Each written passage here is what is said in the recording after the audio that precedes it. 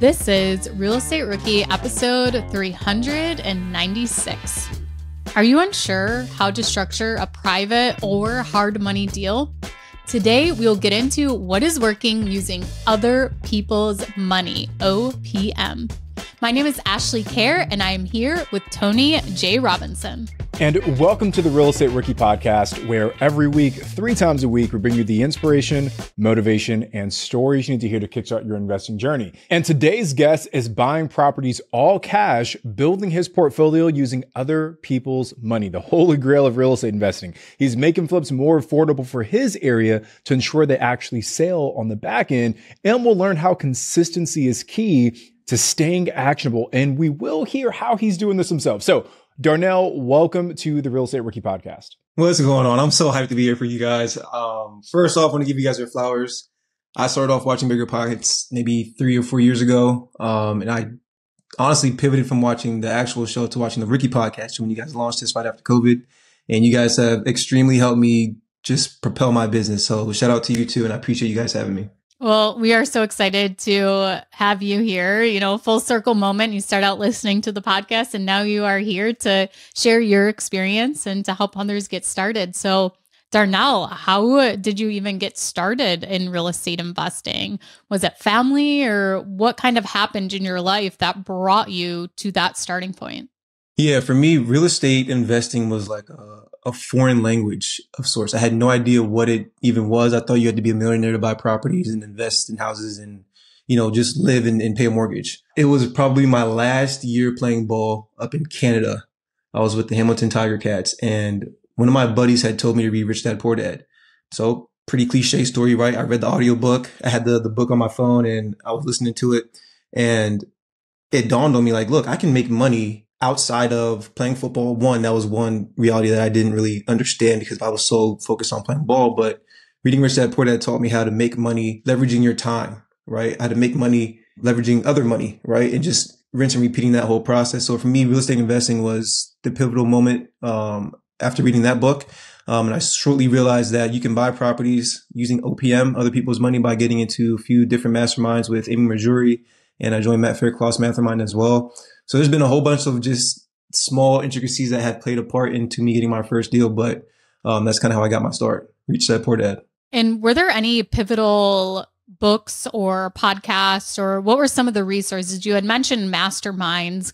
What other things kind of helped you gain that knowledge to get the momentum to actually take action? Going to meetups as well really helped me. Obviously, reading the books was cool.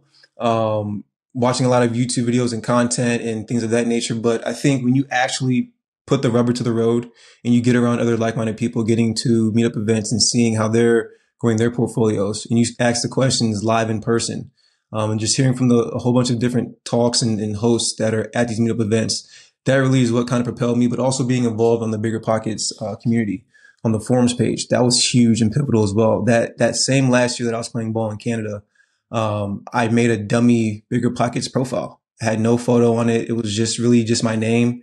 And it was like some made up bio. I'm a property manager looking to invest in XYZ market. Like no idea. But I was on the forums watching and listening and seeing people ask and respond to questions. And to me, it sparked another trigger on my mind, just allowing me to understand that people are willing to help you out there and people want to see you excel in real estate. There's a lot of people that want to extend their hand and just give you guidance. So for me, it was getting around those actual individuals and getting the meetups. That's really what kind of propelled me. Darnell, you mentioned playing football. I see the jerseys up behind you. Has that experience in your football career kind of led you into real estate, or what kind of has made that transition into doing real estate from football? Like at what point did you decide like I need to have something else after football? Ooh, again, so like real estate was very foreign. That last year playing ball, it was like, all right, what's Rich Dad Poor Dad? What is real estate? How do you make money work for you? And that sort of thing. But then it was really COVID that had hit that I think we all are aware of, that kind of shut the world down. For me, unfortunately, I lost my last job playing football due to COVID. I was playing with the New York Guardians in the XFL during 2019, and that league folded due to COVID. The whole world shut down. Wow. So I lost my job. And I came back home. I was in kind of like a bad mental state. I was living back home with my mom and dad. Nobody wants to kind of be in that place where you're not doing what you think you should be doing with your life, right? So I just had to do a lot of internal digging and diving and figuring out what exactly that next path would be for me. And again, reading Rich Dad Poor Dad, that was a spark in my mind as to, well, you can make money outside of football and doing other things. So again, just diving into the content, YouTube University, Bigger Pockets obviously was pivotal, but just listening to podcasts day in and day out. Like I literally listened to David Green, every single day in the gym, right? Just trying to figure out ways to get involved in real estate. So for me, that's kind of how that transition happened. It wasn't the easiest. It was pretty abrupt, but it was worth it. I would do it all over again if I could. Yeah, you mentioned a few times, Darnell, just like diving deep into the content and the community. And I think a lot of people also, they know Bigger Pockets through the podcast and maybe the YouTube channel, but they aren't aware of like the vast wealth of knowledge that exists inside of the Bigger Pockets forums. Guys, the forums go back to like the beginning of Bigger Pockets. That's where it started. And that's actually how I found about BP, is that I was doing a Google search for like whatever, how to buy your first rental property. And I stumbled across the Bigger Pockets forums. And like you said, Darnell, there's so many experienced investors who are inside of the forums that are just giving value. So for all of our rookies, I'm sure a lot of you maybe are already in the Facebook group, but go and join in the forums as well and use that as another resource to give you some of that support as you go on this journey. Now, Darnell, you also mentioned Matt Faircloth, and I love Matt. He's a great guy. Him and his wife, both amazing real estate investors. But I read his book when I was getting started as well, How to Raise Private Capital. Did you read that book? I guess how did that influence you as you kind of started this journey? I read that book too late, to be honest. I read that book after pitching myself and the vision that I had for my family to my family about starting our own real estate company and business. I read that book really after my second or third deal, because I was raising OPM kind of organically, but not really intentional around it. Didn't have any formal approach to doing it or what the mindset should be when you're doing it and how to protect your lenders ultimately, right? And adding value to them. So reading that book came kind of a year too late for me, but at the same time, it was perfect timing because that's when I was really trying to be more professional in my approach to raising private capital. So understanding again, the ways to protect your lenders, the ways to approach them and give them more value. That book was everything I needed. It was like the literal blueprint to raising private capital. Can you maybe give us a little insight as to what that pitch was like to your family? Yeah, I'd love to. So this is funny. So it was COVID. I had just bought a condo in Germantown, Maryland. And again, I'm scratching my head. Football's done. And at this point, I'm like, look, I don't want to work a 9 to 5 my entire life. I know I'm going to probably have to get, my feet under me and start getting just momentum with being an actual working class person as opposed to just playing football my entire life. So I had to figure out a way to get out of that rat race one way or another. And again, reading Rich Dad Poor Dad taught me that you can do that through real estate. So I put together this 5 or 6 page PowerPoint that literally spelled out like what the LLC name could be, what our goal would be with real estate, how we would raise the funds and the capital, kind of where our target market would be, what the benefits are for us, not just myself, but for my younger cousins and my children and my nieces and nephews, right? And just everybody that comes behind me, because I'm at the point now where I'm willing to sacrifice my time and freedom to see my younger generation succeed. And that was the entire vision that I had for my family. So I put that deck together pretty much, and we got on the call for like maybe an hour and a half on Zoom. This is mid-COVID. This is like May. And we're just talking, ping-ponging back and forth. And I'm like, well, shoot, my family's actually buying into this. Like they really believe in the vision that I have and that, that they can see us going long-term. So for me, it was very easy. They were all very supportive. I come from a very big foreign family. I'm Jamaican. So they're all hustlers by nature. A lot of them are already involved in real estate at a higher level than I am, but, just being able to talk to them and bounce ideas off of them really just made this whole process easy starting out. So you sat down, you did a 5 or 6 point presentation over Zoom that you went through with them, and everybody seems on board. So now what do you do differently in your presentation? So one thing that I noticed is you said in that presentation to your family, you did a slide about LLC names, potential names. How important is that now to you when you're actually doing a proposal? And then go ahead and tell us what your proposal looks like now. Yeah, for sure. Great point, Ashley. And I think that was really one of the things that I also realized moving forward is like you don't have to have all the steps and the finer details figured out before you get started. And I think that's what stunts the growth and progress of a lot of entrepreneurs, especially in real estate. So that was a step that I probably could have stepped out on and skipped. But I think that was just another thing that I was trying to do to show that I'm taking the initiative. So I wanted to get that out there, but that's a great point. I don't think it's very necessary, but it was something that I wanted to do just so that they understood that Darnell is, he's doing what he needs to do for the family. But Darnell, I just want to say you have no idea how many times I spent designing logos and business cards for the different things I've started as time wasters from actually implementing. And I just wanted to like highlight that's like a skip. That's a step you can actually skip when you're, trying to build your business it's not the immediate need. Yeah. 100%. Yeah. And I didn't even realize that until after the fact, like to your point, logos and names and like color schemes, they all look cool, but like start the business, just start the business and then let the momentum take you to the next step and the next step and the next step. And I learned that just through experience, right? So, if any tip for any rookie out there, anybody listening, like take the initiative, take the action, just start and then take the momentum from there. But, I guess how I'm pitching my deals now or, talking to lenders now, it's been very organic. The first time that I actually raised capital after that event with my family was 2 family members after that. It went on a separate venture.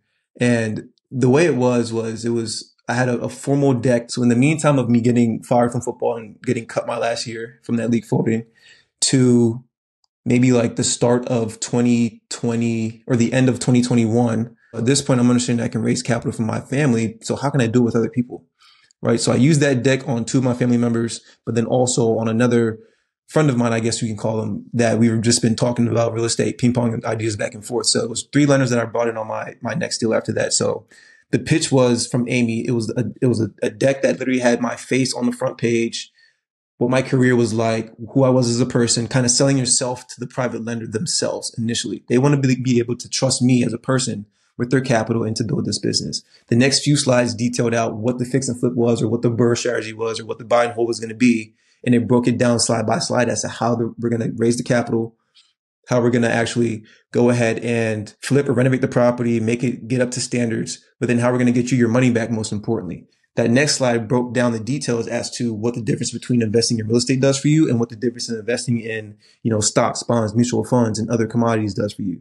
And the last step pretty much tied it all together and asked for any questions. And then at that point, me being the deal maker in a sense would have to answer their questions, make them feel okay and make sure that they're getting all the value that they need for me to be secured. So the pitch now, and I've used this once in the past. I don't use it. I haven't used it since because again, all my lenders are organically now on my network, but her pitch of, just introducing yourself. Hey, Ashley, I'm Darnell Leslie. I'm a local real estate investor and I help my investors make double-digit returns backed by real estate. Are you interested? Like when she said that and put that in the PowerPoint, I'm like, well, if I'm an investor who has a lot of money, why would I not be enticed by that? Tell me more, please.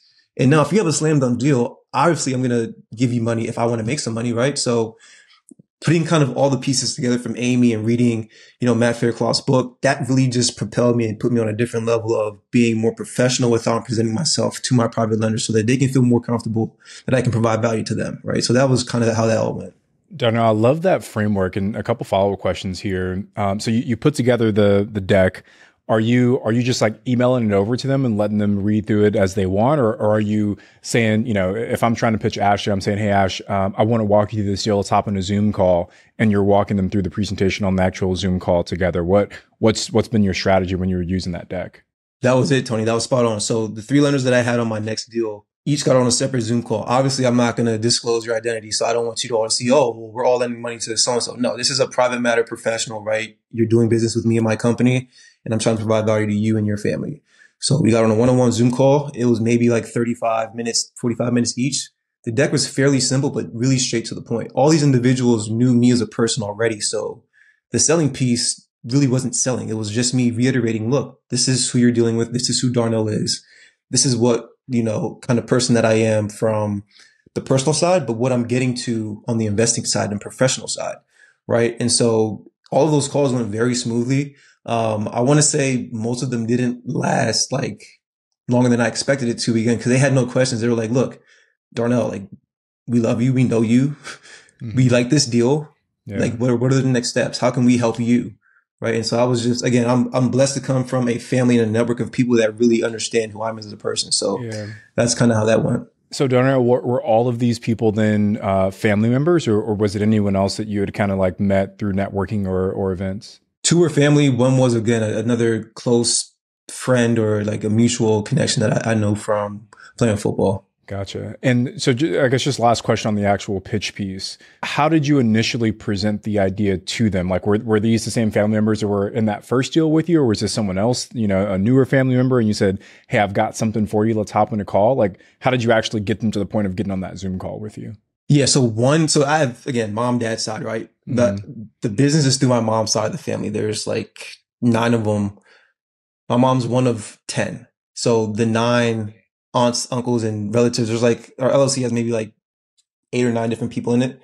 So one of the individuals from that LLC invested into the next deal. From my dad's side, another individual invested into this deal, right? And then on the third side was just a mutual connection. But specifically, how did you get them onto the Zoom call? Was it just a text saying, hey, I got an opportunity for you? You invited them out for coffee and started telling them about it. Like, what was the initial conversation that was brought up? Like, especially to that friend that's not part of your family that maybe heard your family talking about it. But what was that first interaction you had with them?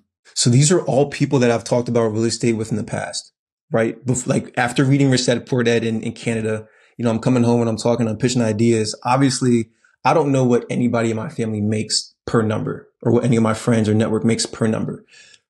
But one of the things that I'm realizing is that when I'm putting myself out there as that, hey, you know, I'm getting into real estate. I want to do X, Y, Z in real estate, and I want to build my business this way. Right. And they're saying, well, hey, look, I got some money, right? Like, I'm able to cash out some stocks. Like, what do you want to do in real estate that I can add value to and be a part of and help you build? So it was really the natural, organic conversations that were happening, to where when I knew that I had a next deal coming up, I'm going to you, right? Because it was just something that I kept track of, because I knew that I wanted to be able to build a portfolio using OPM and add value to other people that wanted to invest in real estate that really had no time or know how to do so. So really, it was just through formal conversation or informal conversation, I would say, that turned into us getting on a call and, you know, taking the next step into investing together. So Darnell, now that you have your investors, how are you actually structuring these agreements? What are the terms? What are the payments like? Yeah, so they're very fluid. And I think that's the benefit of OPM. And that's why I want to continue building my business using OPM. As opposed to using a bank, like you both know, you don't have hard terms, right? Your terms are really based on what makes sense for you and what makes sense for your lender. For me, in my business, if my lenders are able to give me 50% of the amount I need or less, they're going to get 8% back on their money. Annualized return. Hopefully I'm in the deal for 4 to 6 months. So it's a very quick, you know, return on your money, right? If they're giving me 50% or anything to the full amount, you'll get 10%. If you're giving me all the money that I need for purchase in rehab, you'll get 12% annualized. So I kind of break it down into 3 different stages to keep it very cut and dry, so they understand, well, I could receive XYZ based on how much I'm giving in for this deal. The way I protect them is through mainly it's a promissory note, right? But I've had one lender so far that wants to also be put on title insurance. So I have them as the owner on the title insurance. So if I just run away with their money, they still can legally show, hey, I'm on title insurance on this property. I have some sort of claim to the rights on this property. I've also heard other ways where people are adding their lenders onto, or writing their lenders out, unrecorded deed of trust.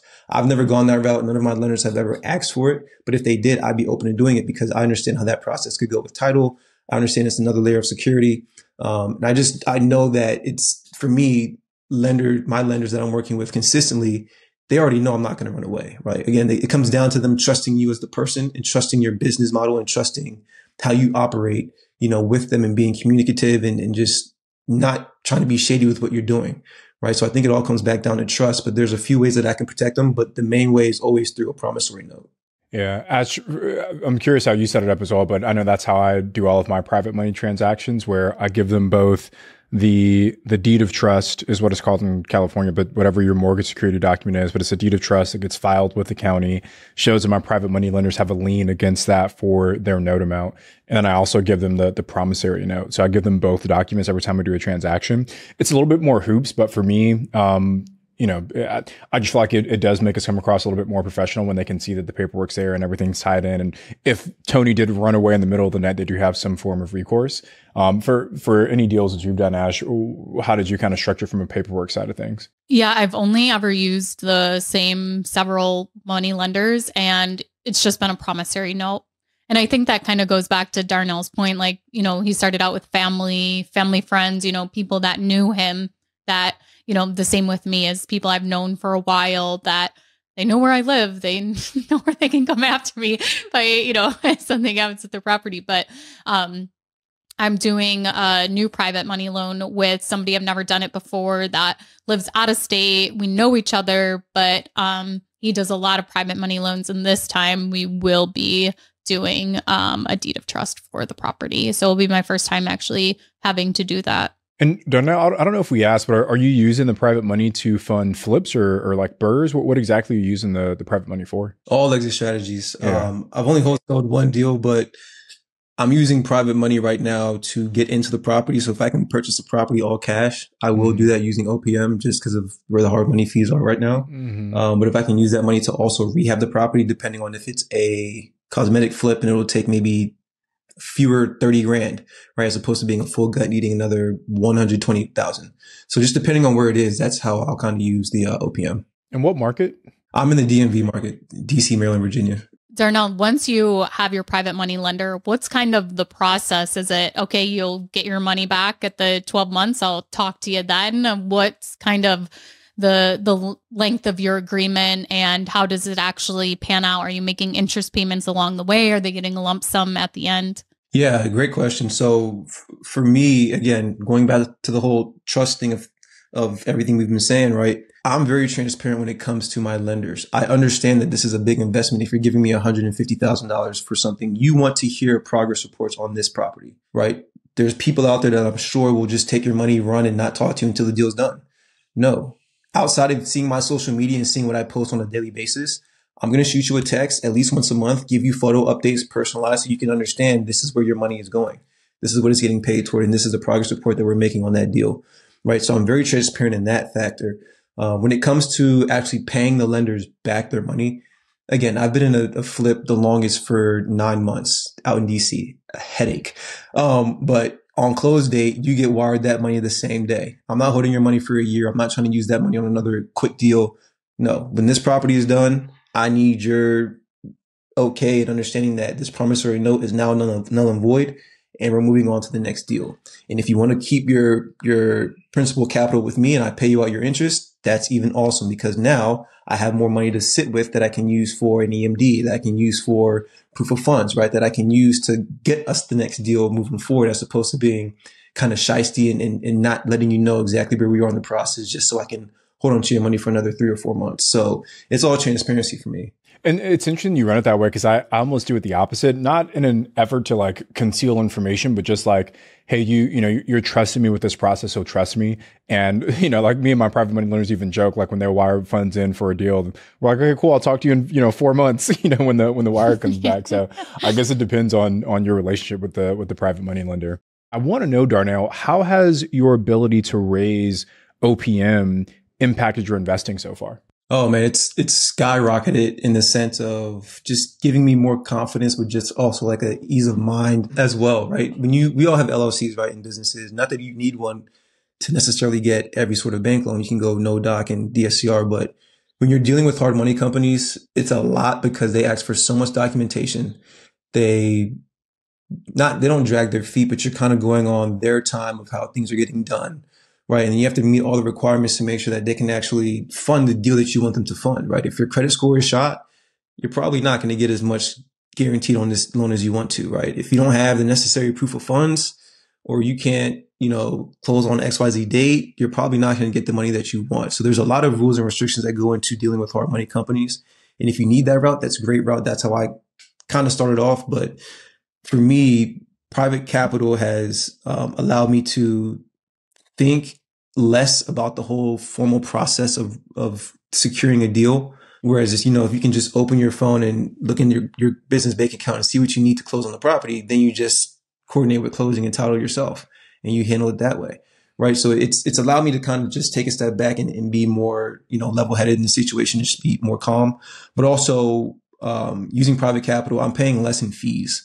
So I'm recouping and keeping more money in my pocket when I go to purchase and sell the deal. I'm not paying points, right? I'm not paying origination fees. I'm not paying money to get into the loan because I already have the money, but also on the back end, I'm not paying you 15% plus a monthly payout on your interest. So it's a kind of a smaller and minute difference in the numbers of things. But at the same time, if I can keep 2.5 points and 3% on the loan, I'm going to do that all day, every day. So it'll allow you to scale a little bit more just by keeping more money in and recouping more money after the sale. So Darnell, you had mentioned that you held on to one property. I've kept two, I'll say. Okay. I have a burr, and then I have one that I also burred in Hagerstown. So I have two burrs. Okay. And then how many houses have you actually acquired with private money throughout this time? I'm going to say 5. And that's over the course 2022. Mm-hmm. Wow. Yeah, that's awesome. So by purchasing these properties and using the private money, what would be like just maybe your top one thing or 3 things that a rookie investor should be doing right now if they have the same goal of you of doing, 5 flips throughout the next couple of years, acquiring a couple properties to hold? What's 1 to 3 things that they can take action on that they can do right now to start raising private money? Man, sell yourself, understand your skills, right? Hone in on those. If you're a great deal finder, start finding great deals, right? And actually, that might be the thing that I'll say, right? So besides selling yourself and understanding your strength, be able to find a great deal and learn how to underwrite. And if you can't underwrite, find a real estate friendly agent on Bigger Pockets, right? They have them all over the place, and have them or ask them to run numbers for you on this deal, right? Rental property or flip, whatever the case is. But just start understanding like the intangibles that you bring to the table. I think a lot of people listening to this show might work 9 to 5. So you have communication skills, you have organization skills, you have time management, you have a lot of intangible qualities that go into raising private capital. And at the next step, understand what a great deal looks like so you can pitch that to an investor, right? You have to make the deal look so good that they would feel bad for not investing with you. 100%. The deal has to make sense numbers wise so where they just feel like, well, dang, they're missing out. 100%. That's it, right? So understand your traits and your skills, sell yourself, to be able to find a great deal and run numbers. So when you're running the numbers and you're doing your underwriting, how are you deciding which, like those 2 that you decided to keep as a burr and then the ones you have flipped, how did you actually decide which strategy you're going to be using? Yeah, great question. So for me, I do all that like early on in the game before I make I'll make an offer, a really advantageous offer for myself. I'll say, I don't want to say low ball, like it'll be advantageous for me. But at that point, I'm running numbers based on what that looks like. And I always want to make sure I have more than one exit strategy in place, right? So I always have 2 or more. So if it's going to be a great flip, it also has to be a deal that can somewhat cash flow. And if not, it'll be an area that can appreciate over the next 2 or some odd years if I have to hold the property long term, or I have to be able to just wholesale it off back, or do a short-term rental and be like Tony.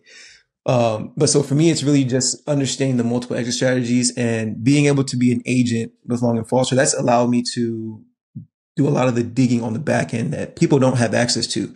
It's one thing to use Zillow, but it's a whole other thing to be able to tap into the MLS and see, real live property data and ownership data in one place, and get on, the leasing portal and see what properties in that subdivision are also renting, right? You can get the same data from Zillow, Redfin, and truly all those websites.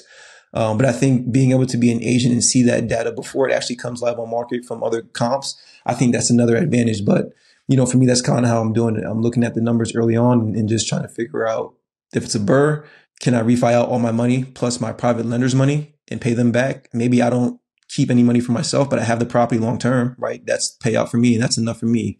I've got cash flow, and that's enough for me, right? So just understanding the different exit strategies and trying to make sense of what the profit will look like short and long term. Darnell, I'm curious when you're trying to make that decision, do you have certain metrics like, I need X dollars per month if I'm going to keep it as a rental, or, X percent ROI if I'm going to use this as a flip? Like, are there benchmarks that you're using? Yeah. So kind of loose. I'm not too stuck on either or, but for rental property, I'm trying to get 12% cash on cash return, right? So whatever money I put in on the down payment, any repairs, I need to recoup at least 12% of that annually, right? Just to make it make sense long term based on where I could put my money in the stock market or some other commodity, right? So I think stocks are going at 7 to 8%. So it's got to be comparable, but to the high side.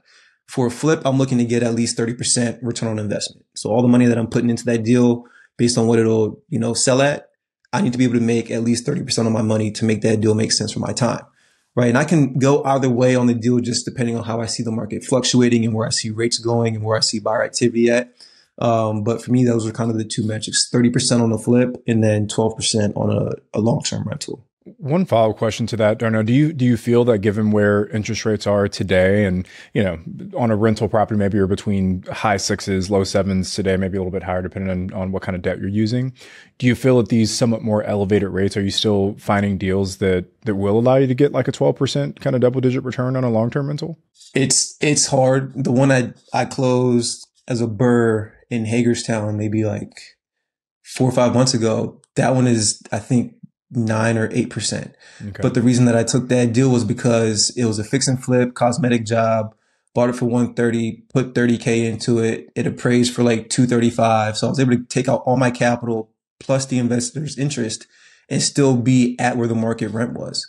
Right. So my mortgage on that property was right now it's $1,650 and I'm renting it out for $1,850. So I'm not really cash flowing in a sense. Right. And like one of the things I want to highlight to the rookies is like your cash flow is not yours.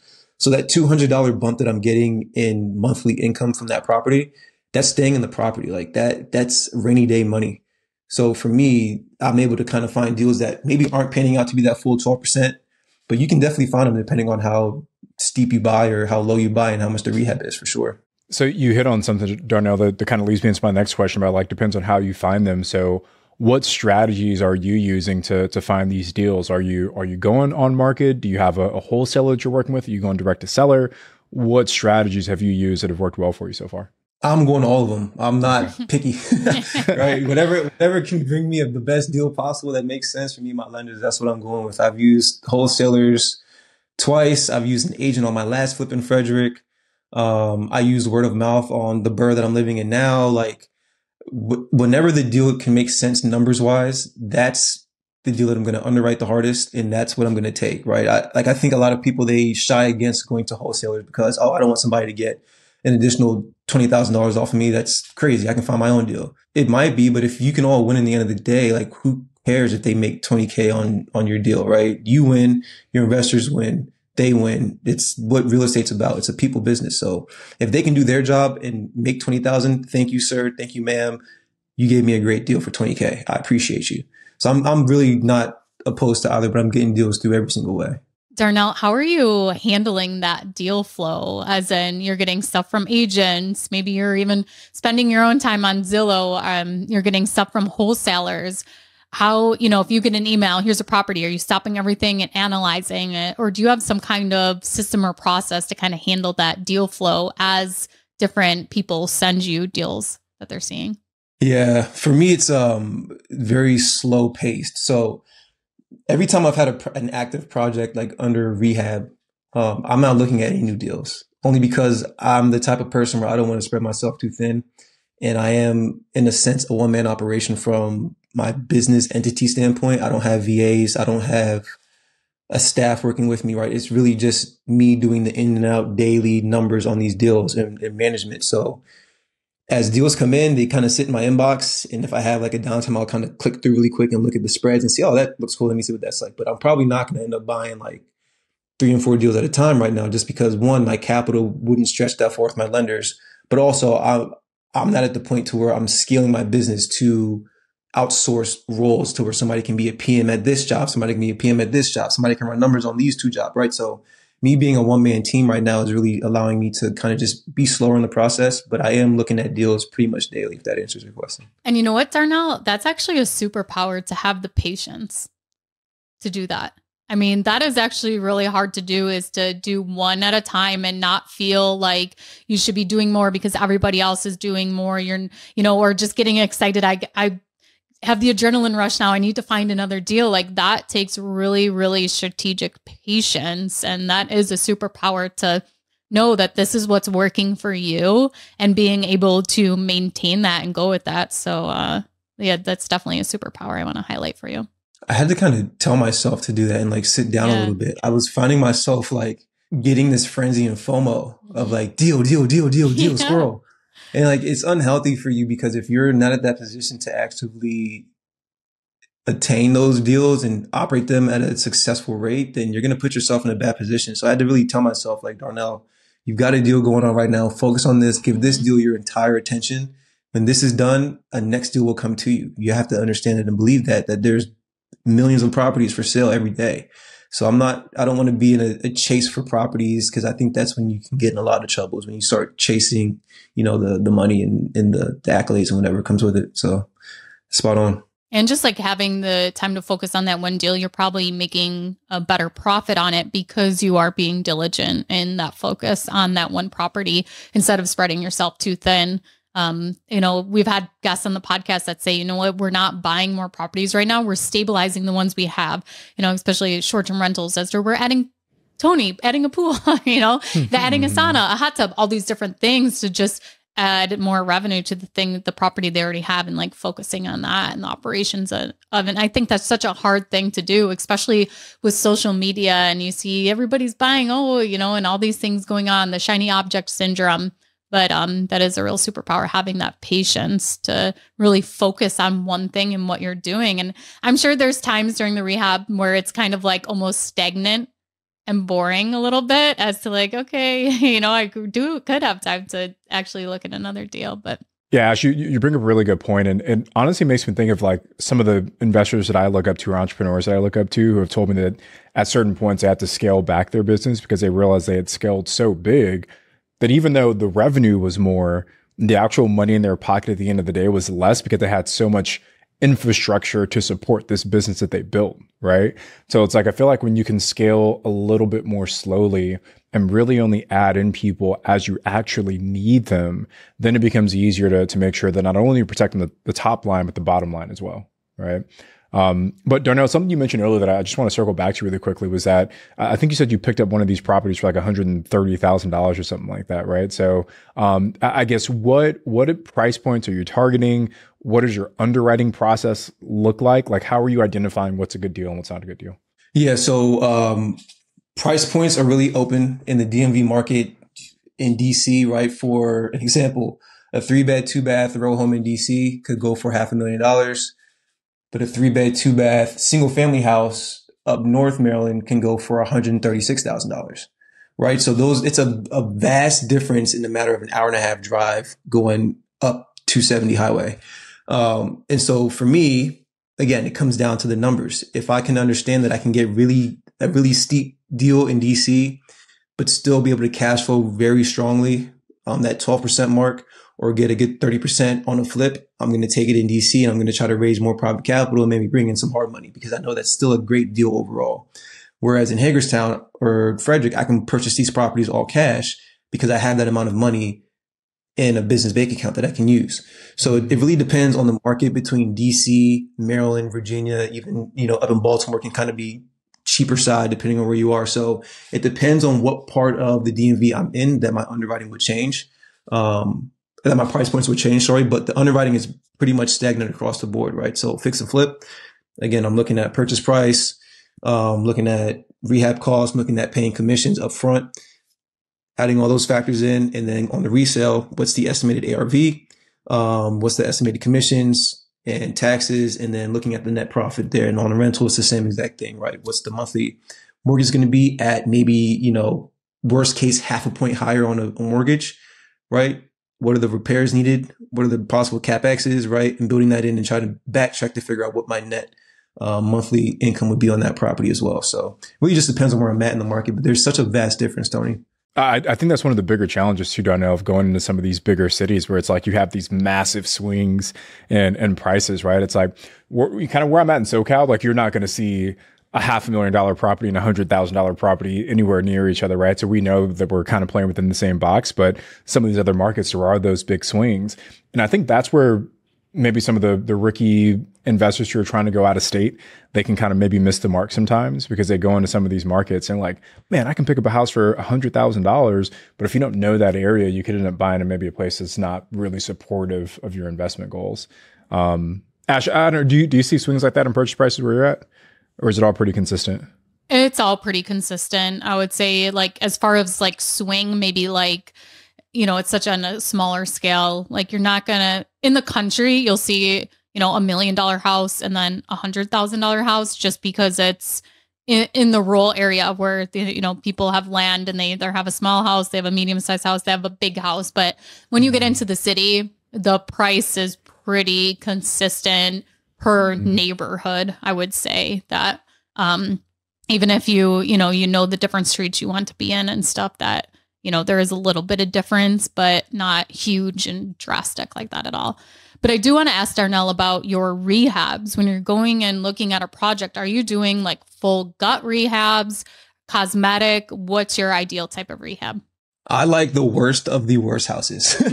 I like to walk through the houses and like have to cover my nose. Hold your nose. Yeah. Don't open the fridge. Don't open the fridge. Don't open the toilets. Don't open the toilets. Yeah. I like the full gut jobs mainly because it allows you to, one, be more competitive in your purchase price, right? In your offers, things like that. But also I'm kind of like a visionary in a sense. So I like to see like the worst of the worst. Imagine going through a demo process, getting it up to the immaculate HGTV finishes and just looking back 4 or 5 months ago and seeing that transition, that change that property went through that I can give and sell it to a deserving family, right? To me, that's so gratifying.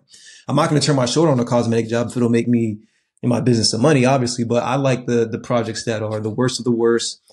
You got to, do structural work, finish work, everything in between, only because again, it's the most fulfilling to me. But I know some people, they don't want to walk through a house that smells like cat pee necessarily, but I get it. So when you're doing these rehabs, are you using the private money to fund the contractors and the material costs too, or are you using different strategies for that? Yeah. So private capital for me, again, is the seed. It's the start money for me. And if I need more capital, and I can't raise it myself, I'm going to hard money.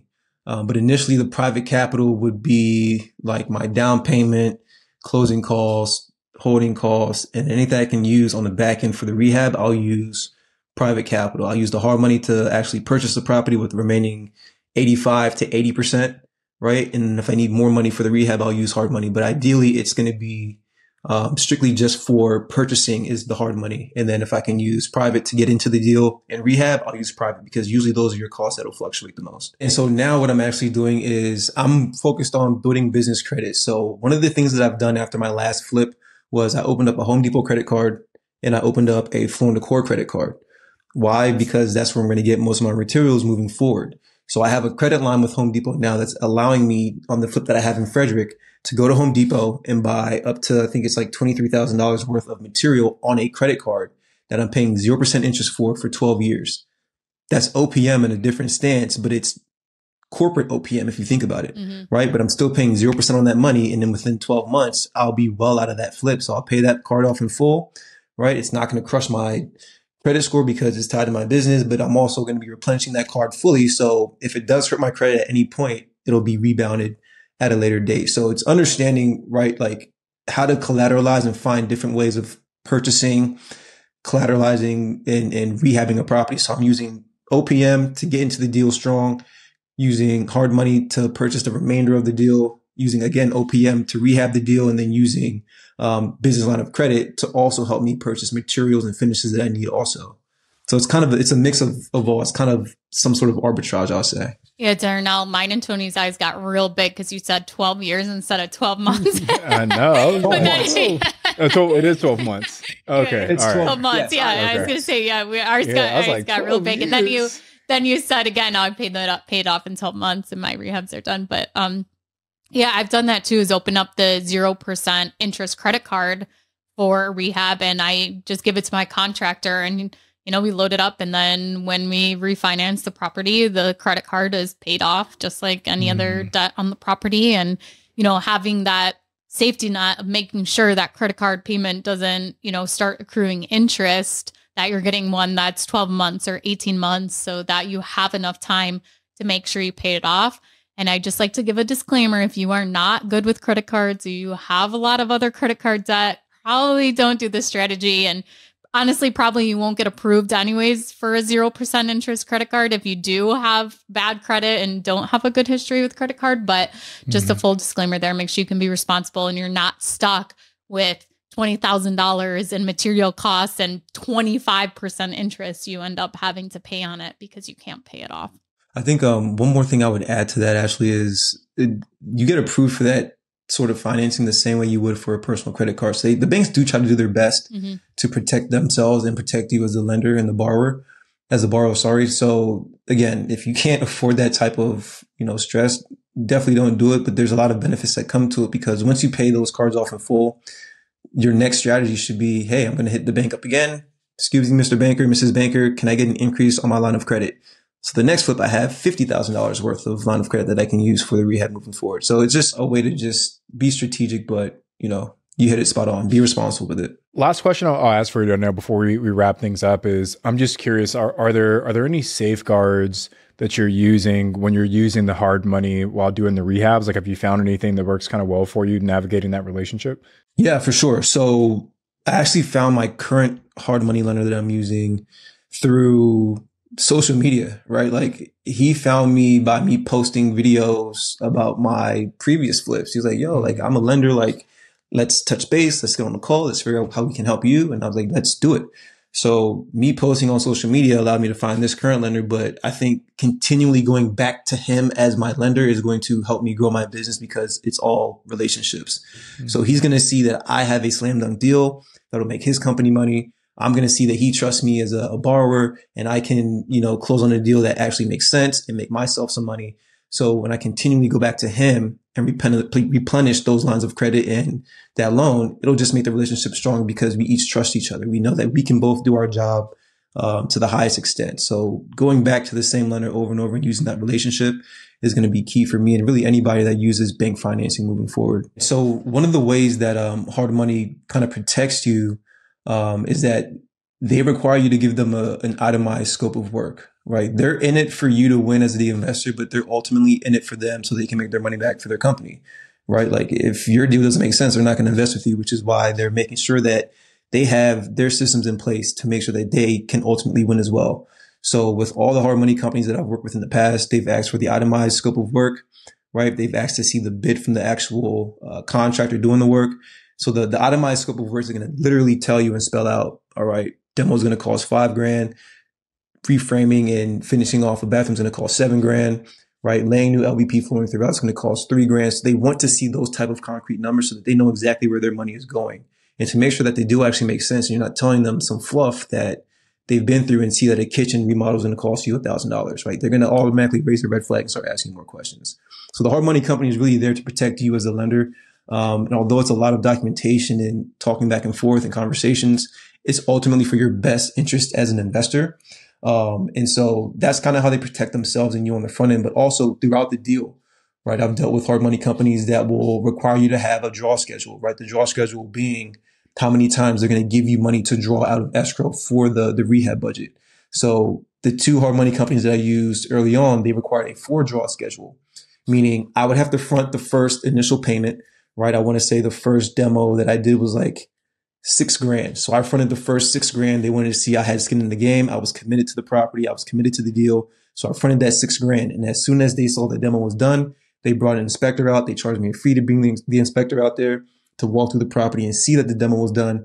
And then they replenished my $6,000, but then they also gave me that second draw of money, which is going to be for the structural framing of the property, right? So that was draw 2. Once the structural framing is done, then they bring in the inspector again to say, hey, Darnell, we see that the structural framing is done on the property. What's the next step that you need? On this scope of work, you have the third draw being for $30,000 for putting in, drywall and insulation and rough and plumbing, things like that. Then they'll front the third draw. Once they come back and you say, hey, Mr. Lender, I'm done with the third draw. We now need the fourth and final draw. They'll come back and bring the inspector again, and they'll see that, all right, Darnell, you finished off, all the stuff behind the walls, rough and plumbing's good, drywall's up, paint's done. Here's your fourth draw to pay your contractors out. So that's really how the contractors will protect you ultimately as the borrower, because they got to protect themselves as well. But in that process, they're just making sure that you're doing your due diligence and you're an active investor in your property, not just letting the contractors run wild with their money, right? So that's kind of how they work. And before everyone starts thinking, this is so nice of the lender, like, wow, what customer service above and beyond.